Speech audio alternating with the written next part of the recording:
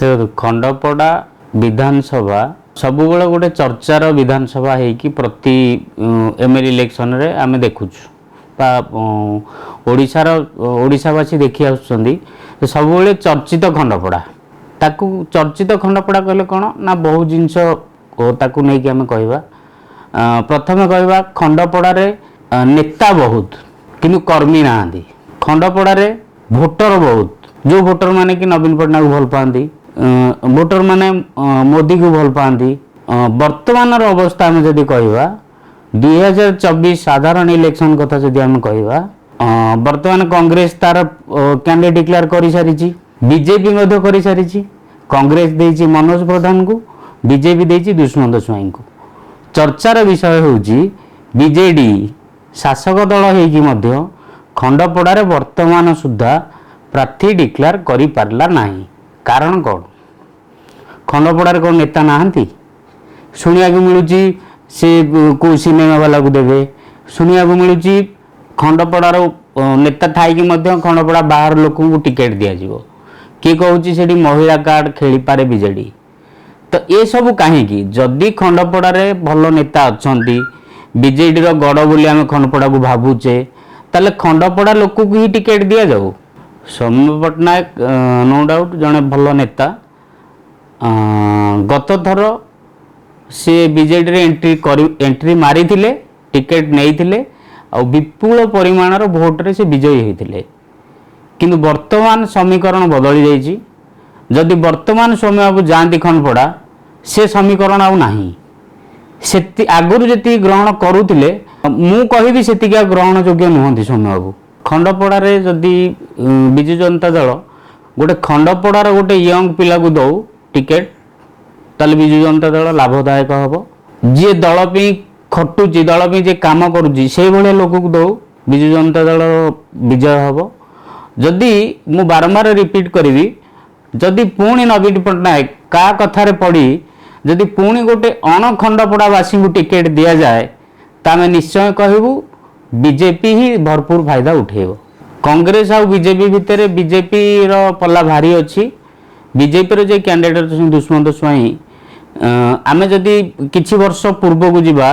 से स्वाधीन भाव में लड़ी 5 वर्ष पर्यंत से लोकों सहित अच्छा आम देखुचु सबुठ बुलती सबकि करती किंतु कांग्रेस सेमती किए जड़े तुंग नेता नहांती बा आम देखिनु जे से हारिबा परे भी 5 वर्ष पर्यंत कि 2 वर्ष पर्यंत लोकों सहित जनता सहित अच्छा तो आम से आम निश्चय कहूँ जे कांग्रेस और बीजेपी भितर विजय निश्चय बीजेपी हम बर्तमान जो भाव में आलोचना हो सौम्य बाबू को टिकेट न दे बीजेडी बर्तमान झील को टिकेट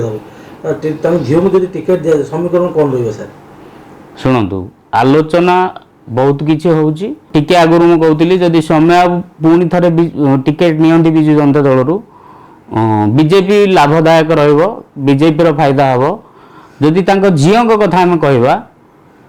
मत कहीं लगुनि लोक ग्रहण करेंगे कहीं या पूर्व समय लक्षे भोट्रे हूँ विजय होते मैंने लक्षाधिक भोट्रे विजय होते 81,000 भोट्रे से विजय होते दुष्मंत थे 81,000 भोट्रे विजय होते कि बर्तमान जब बीजेडी नुआ प्रार्थी दिए तार नुआ प्रार्थी को लोक मैंने ग्रहण करेंगे ना से सौम्य बाबू को ग्रहण करेंगे भावते नुआ लोक को खंडपड़ावासी ग्रहण करेंगे किंतु से जब खंडपड़ार हो लोक ग्रहण करेंगे जदि बाहर खंडपड़ा बाहर लोक हो कहीं आमको लगुनि जे खंडपड़ा लोक भोट देवे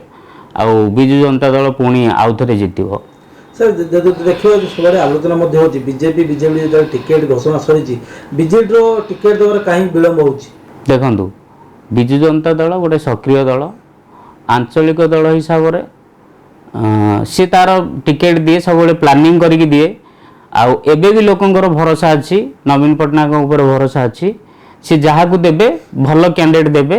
से खंडपड़ार उन्नति करिवो देखिबा काहा को टिकेट मिलुची किंतु जदि देखिया गले विजु जनता दल रे अनेक आशायी प्रार्थी अछंती आशायी प्रार्थी को जदि जहाँ को टिकेट दिया जाउची अन्य जो आशायी प्रार्थी अछंती ताको सहजरे ग्रहण करिवे कि सेहि पई म कहउतली टिके आगुरु जे एठी नेता प्रबल किंतु जनता पाखु जीवाई बहुत कम लोक अच्छा खंडपड़ारे गोष्ठी कंदल लगी रही ଯେତେବେଳେ ପର୍ଯ୍ୟବେକ୍ଷକ ଯାଇଥିଲେ କିଛି ଦିନ ତଳେ ସେ ଗୋଟେ ଜିନିଷ ସାମ୍ନା କଲେ ଯେଉଁଟାକି ଆମେ ଦେଖିଛୁ